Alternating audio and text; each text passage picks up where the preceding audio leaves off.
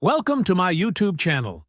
Please don't forget to subscribe, like, and share. Welcome back to our RLA Review Series Practice Quiz, and this is now part 3 of our Building Laws Quiz. So, instructions before proceeding with the quiz. It is best to get a piece of paper muna, cut lengthwise, and then write down numbers 1 to 30 so that when you are ready, you can now start with the quiz, and for every question, write down the corresponding letter of your best choice or answer from the multiple choice. And you will be given 10 seconds to finalize your answer. At the end of the quiz, count the total number of your correct answers and check your score rating. So if you are now ready, good luck.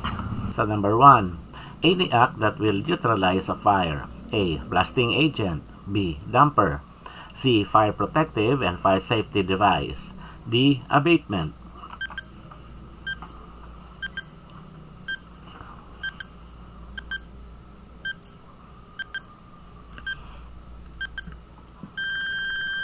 And our correct answer is letter D. Abatement. So under the definition of terms for RA 9514 of the Fire Code, abatement is any act that would remove or neutralize a fire hazard. Number 2, minimum floor area for an open market housing under PD 957. A. 32, B. 36, C. 22, and D. 42 square meters.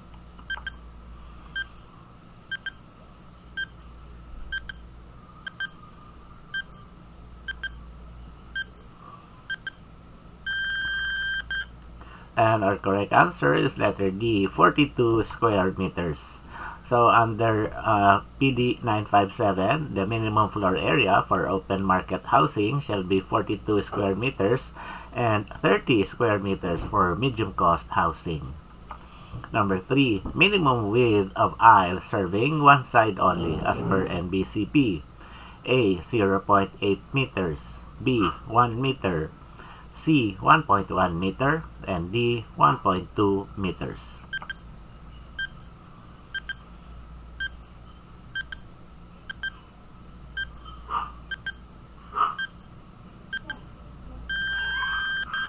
And our correct answer is 0.8 meters. So according to the building code, the aisles, the width is not less than 800 millimeters wide if serving only one side. So this is as per NBCP, not from the Fire Code, dahil ang Fire Code ay mayroong ibang prescribed na width ng aisle serving one side. And not less than 1 meter wide if serving both sides. So this is the illustration. This is 0.8 and 1 meter if serving both sides. Such minimum width shall be measured at the point farthest from the exit, cross aisle, or foyer, and shall be increased by 30 mm for every meter in length towards the exit. So from here, you increase it by 30 mm per meter distance to the exit. Side aisles, on the other hand, shall not be less than 1.1 meters in width. This one, if you only have one aisle for a sitting area or a dining area. Number 4, minimum width of a corridor as per NBCP. A. 1.1 meters. B. 1.2 meters. C. 1 meter. And D. 1.3 meters.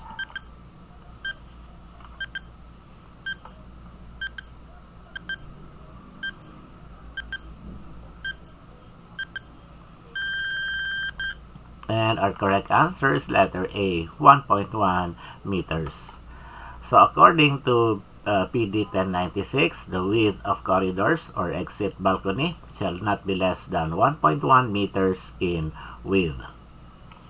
Number 5, what is not a recommended height of door opening as per BP 220? A. 2 meters. B. 1.5 meters. C. 2.1 meters.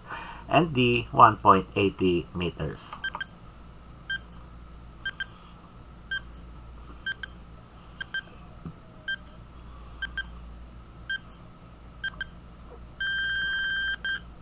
And our correct answer is letter B, 1.5 meters, because the openings for under BP 220 shall have a minimum clear height of 2 meters. However, for bathroom and mezzanine doors, we could have a minimum clear height of 1.8 meters.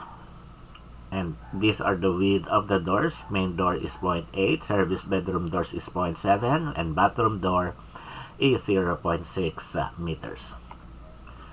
So, number 6, according to the fire code, what is the minimum width of door openings in means of egress? A, 710 mm, B, 820 mm, C, 900 mm, and D, 915 mm.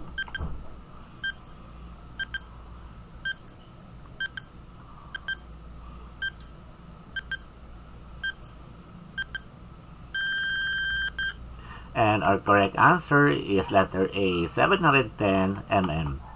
So under section 10.2.5.3 doors under RA 9514, the door openings in means of egress or exit shall not be less than 710 millimeters, 710 mm in clear width.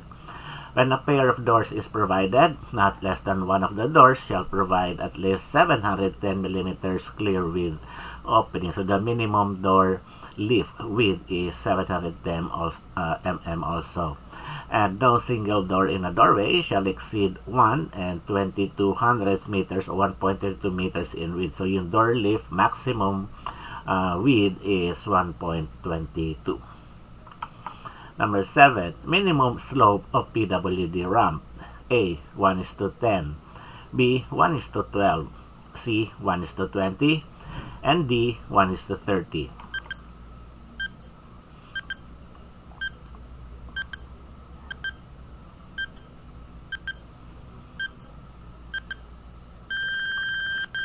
And our correct answer is letter C, 1:20. So accessible ramps shall have the following facilities and features. Minimum clear width of 1.2 meters and the gradient not steeper than 1:20. However, steeper gradient may be allowed such as 1:15 for special cases only. Now the old provision, the ramp gradient is 1:12. Number 8, what do you call a series of lots at every 100 meters that has sidewalks in front? A, sidewalk, B, block, C, alley, and D, right-of-way.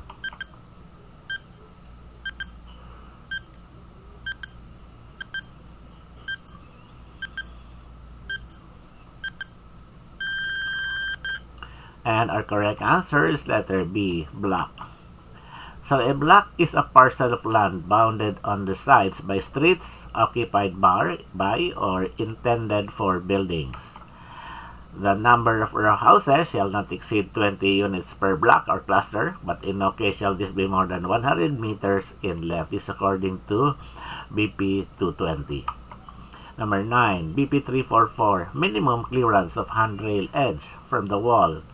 A, 38 mm, B, 40 mm, C, 50 mm, and D, 60 mm.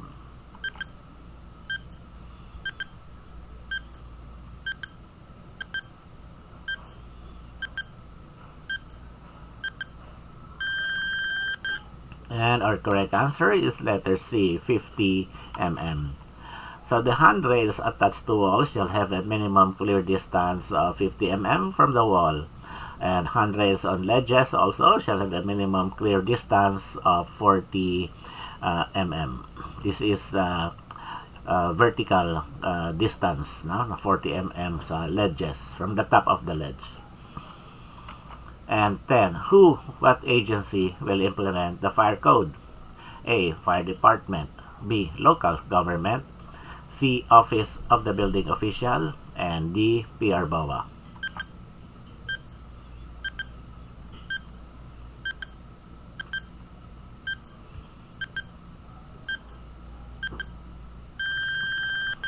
And our correct answer is letter A, fire department.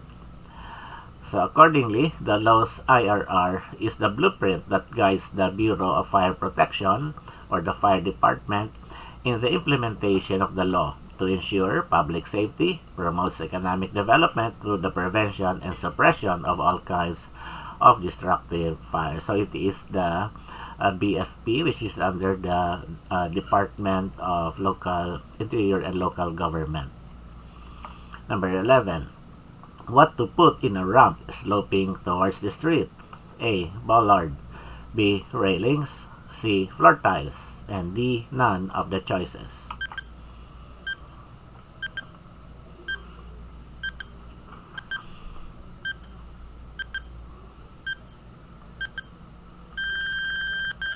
And our correct answer is letter B. Railings.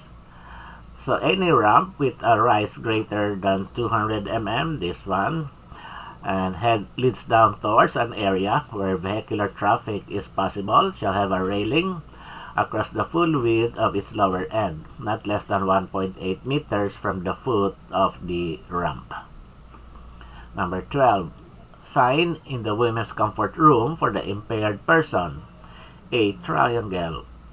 B. Hexagonal. C. Circle. And D. None of the choices.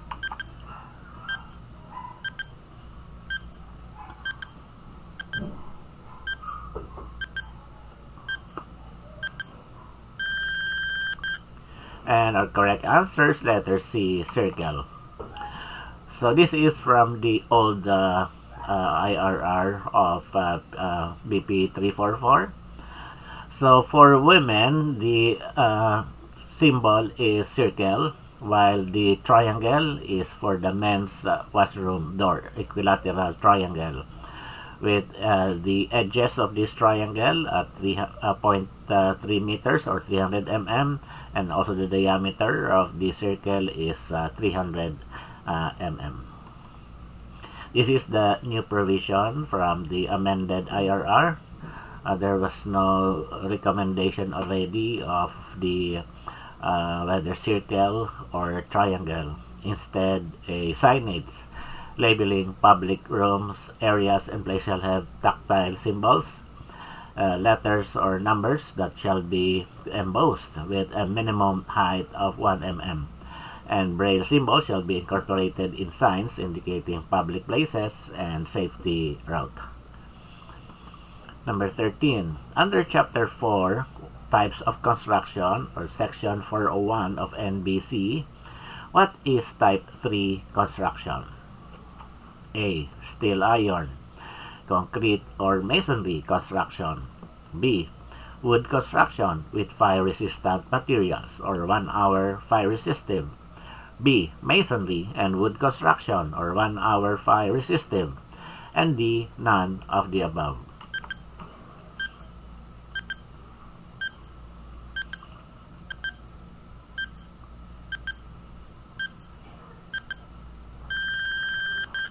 And our correct answer is letter C, masonry and wood construction, 1 hour fire resistive. So this is type 3. It shall be of masonry and wood construction. Structural elements may be any of the materials permitted by the code, provided that the building shall be 1 hour fire resistive throughout, and exterior walls should be of incombustible fire resistive construction. Number 14. What is the standard height of water closet according to BP 344? A. 0.55 meters. B. 0.45 meters. C. 0.40 meters. And D. 0.35 meters.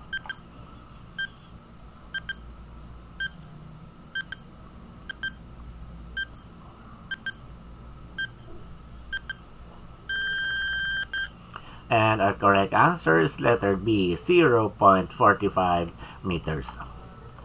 So this is the height of toilet seat shall be 450 mm as per the amended BP 344 IRR. Number 15. What section in the NBCP states the exemptions from applying for a building permit? A. Section 301. B. 205. C. 209. And D. 602.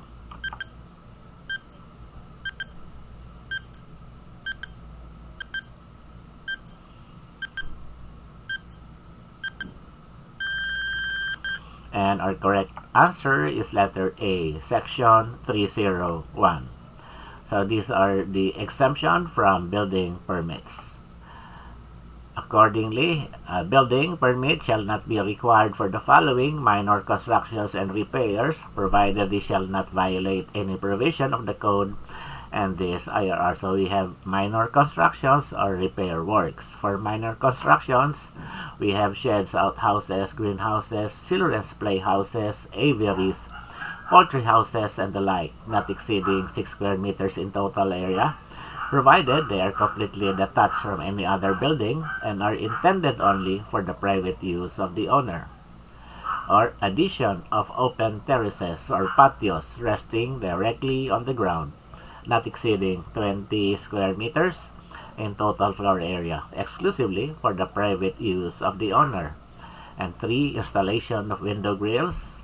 4. Garden pools for the habitation of water plants and or aquarium fish, not exceeding 500 millimeters in depth and exclusively for private use. And D. Garden. And number 5. Garden masonry walls other than party walls, not exceeding 1.2 meters in height, footpaths, residential garden walks, and or driveways. And for the repair works, we have repair works not affecting or involving any structural member, such as replacement of deteriorated roofing sheets or tiles, gutters, downspouts, fascia, ceilings, and or sidings. Number 2, repair and or replacement of non-load bearing partition walls. Number 3, repair and or replacement of any interior portion of a house or a house not involving addition or alteration. And 4, repair and or replacement work of doors and windows. 5, repair and or replacement work of flooring. Number 6, repair of perimeter fence and walls. And lastly, repair and or replacement of plumbing fixtures, fittings, or piping, such as toilet valves, sinks, lavatories, urinals, bidets, pipes, faucets, valves for single detached dwellings, and duplexes. Number 16. What section in the NBCP states the non-issuance, suspension, and revocation of building permits? A. Section 303, B. 209, and C. 306, and D. None of the above.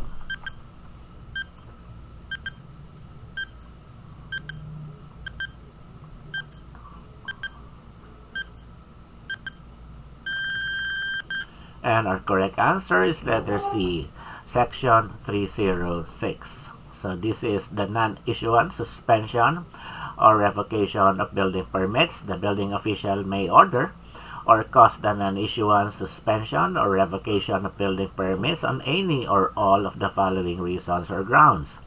1. Errors found in the plans and specifications. 2. Incorrect or inaccurate data or information supplied. And number 3, non-compliance with the provisions of the code or any rules or regulations. The notice of non-issuance, suspension, or revocation of building permit shall always be made in writing, stating the reason or grounds thereof. Number 17. What rule in the NBCP covers the classification and general requirement of all buildings by use or occupancy? A. Rule 7, B. Rule 8, C. Rule 6, and D. Rule 10.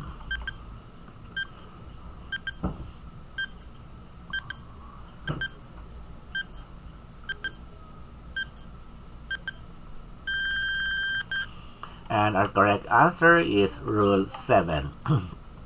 So Rule 7 is the classification and general requirements of all buildings by use or occupancy.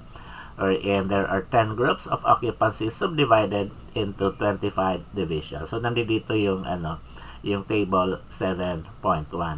Yung pinaka-last column, the final column, indicates the zoning classification.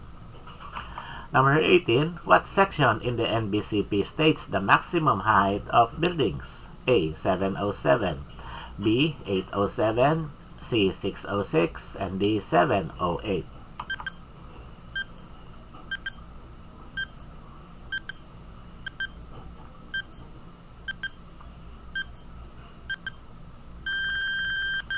And our correct answer is letter A, 707.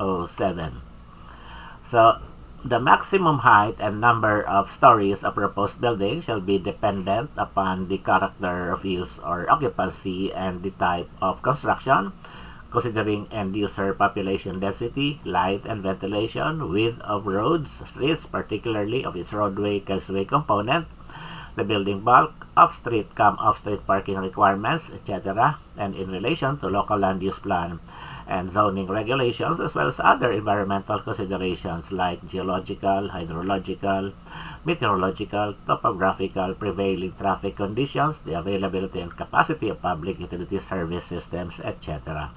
So here, under section 707, you can find the table for the building height, or table 7.2. Number 19. What rule in the NBC covers light and ventilation? A. Rule 7. B. Rule 6. C. Rule 9. And D. Rule 8.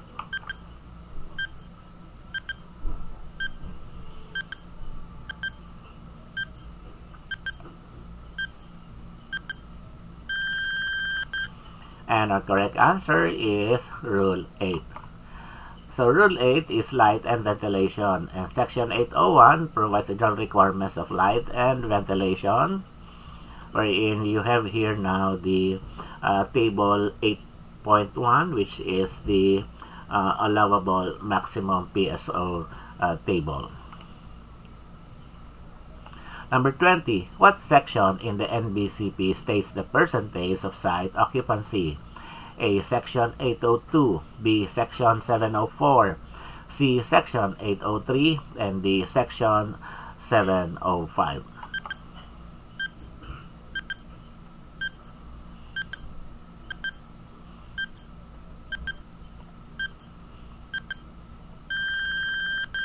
And our correct answer is Section 803.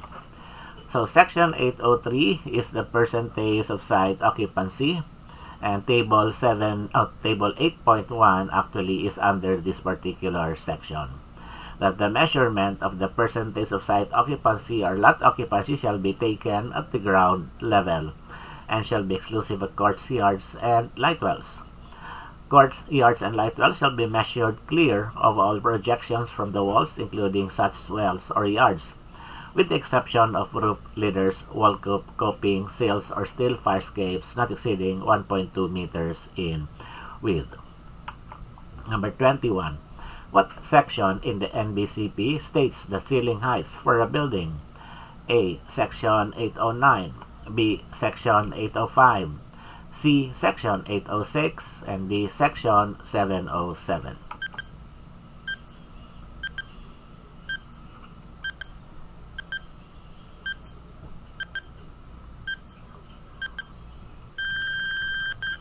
And our correct answer is letter B, Section 805. So Section 805 for the ceiling heights. Number 1, habitable rooms provided with artificial ventilation shall have ceiling heights not less than 2.4 meters measured from the floor to the ceiling, provided that for buildings of more than 1 story, the minimum ceiling height of the first story shall be 2.7 meters, and that for the second story 2.4 meters, and the succeeding stories shall have an unobstructed typical headroom clearance of not less than 2.1 meters above the finished floor. Now, above stated rooms with natural ventilation shall have ceiling heights of not less than 2.7 meters regardless of the floor. Mezzanine floors shall have a clear ceiling height not less than 1.8 meters above and below it. Number 22. What section in the NBCP states the types of construction for buildings? A. Section 401, B. Section 703, C. Section 403, and D. Section 307.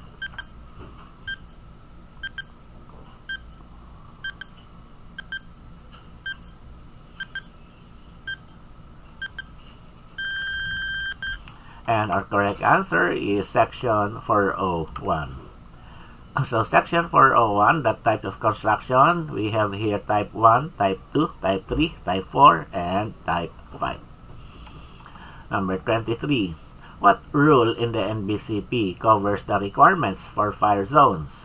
A. Rule 5, B. Rule 6, C. Rule 4, and D. Rule 7.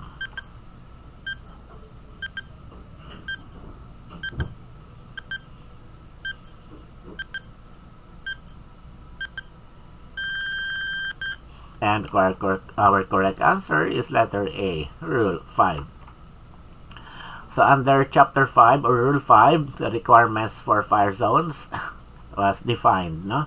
Under Section 501, fire zones are areas within which only certain types of buildings are permitted to be constructed based on their use or occupancy, the type of construction, and resistance to fire. Number 24, in a sidewalk with a width of 1.8 meters, how many elderly people can walk side by side at the same time? A. 2, B. 3, C. 4, and D. 8.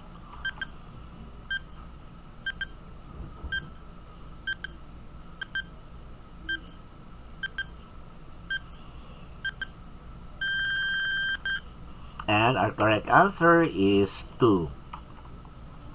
So the sidewalks, walkways, and pathways shall have a minimum width of 1.5 millimeters. This is according to the amended IRR. Where space is required for 2 wheelchairs to pass, the minimum width shall be 1.8 meters. Now, if we base it in the old IRR of BP 344, wherein the minimum width of the walkway is 1.2 meters, meaning 0.6 is for the person walking and 0.6 is for wheelchair. So that if you have 3 standing persons walking side by side, it means that 0.6 times 3 or 1.8. So the previous answer should be 3. But basing it now in the new, the amended IRR, the latest one, the number of people that could walk side by side with that particular width is only 2 persons. Number 25. What is the width of a walkway as an access to the parking for the physically challenged? A. 1.5 meters, B. 3.70 meters, C. 1.20 meters, and D. 2.20 meters.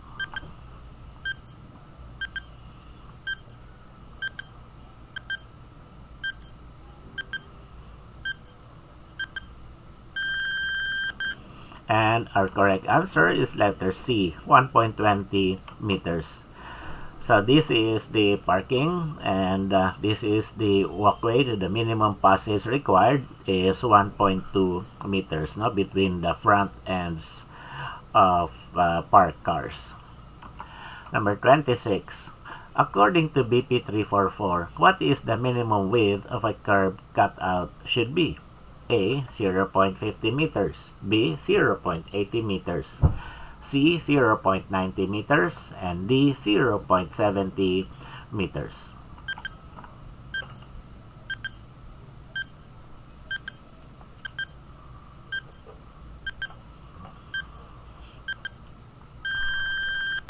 And our correct answer is letter C, 0.90 meters. So for drop-off points for persons with disabilities at loading bays, the minimum width of curb ramp, hindi na cut out ang tawag kundi curb ramp, shall be 900 mm.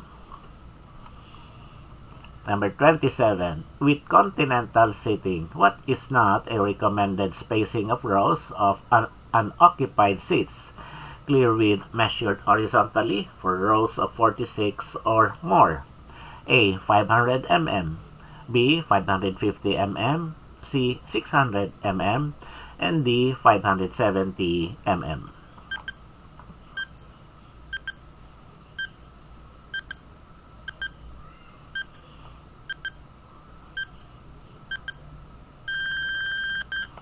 And our correct answer is letter A, 500 mm. So the seat spacing according to the NBCP, With standard seating, the spacing of rows of seats from back to back shall be not less than 840 millimeters. With continental seating, the spacing of rows of unoccupied seats shall provide a clear width measured horizontally as follows. We have 450 millimeters clear for rows of 18 seats or less, 500 millimeters clear for rows of 35 seats or less, and 525 millimeters clear for rows of 45 seats or less, and for 46 rows of 46 seats or more, this is our question, 550 millimeters clear. So which means that anything less 500 mm is the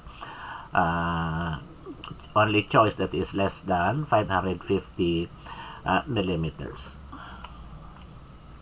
Number 28. What is not a recommended dimension for turning space of the disabled? A. 1.5 meters. B. 1.20 meters. C. 1.80 meters. And D. 1.90 meters.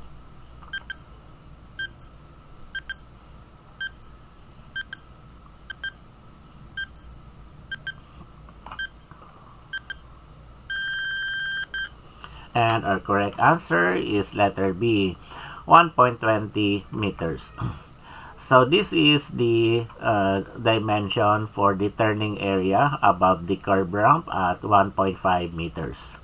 However, if we talk about the turning space of wheelchairs for corridors and other spaces, the recommended dimension is 1.8 by 1.8.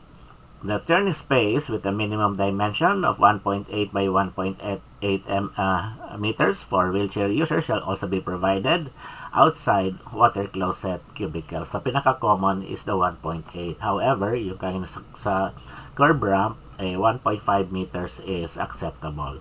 So, the only not recommended dimension is 1.20 meters. Number 29. What is the maximum rise of treads for stairs according to the NBCP? A. 200 mm, B. 300 mm, C. 250 mm, and D. 150 mm.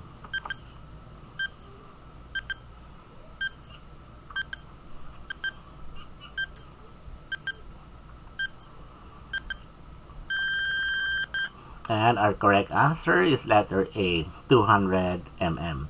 So for Group A dwellings, according to the NBCP, stairs shall be at least 750 millimeters in clear width, with a rise of 200 millimeters and a minimum run of 200 millimeters.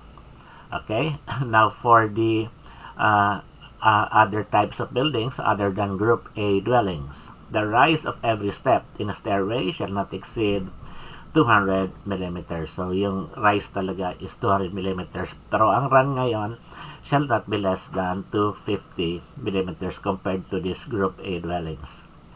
The minimum variations in the height of risers and the width of treads in any one flight shall be 5 millimeters, except in case of private stairways serving an occupant load of less than 10, the rise may be 200 millimeters and the run may be 250 millimeters, except as provided in subparagraph C below.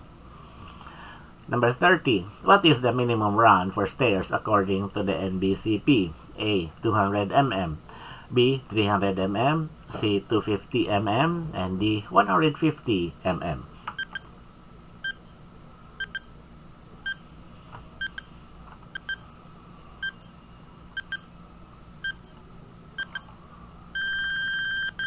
And our correct answer is letter C, 250 mm. So again, the run should not be less than 250 millimeters. It's the general requirement.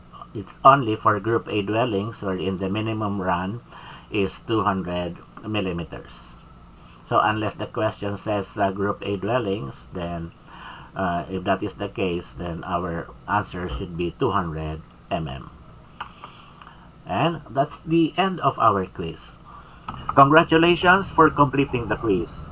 Now, count your total correct answers and determine your score category. If your rating is 15 or less, it is time for a more strategic review. Thanks for watching. Don't forget to subscribe, like, and share. Enroll at Atlas CDC Review for a comprehensive prep for the Architecture Board exams. Message us now.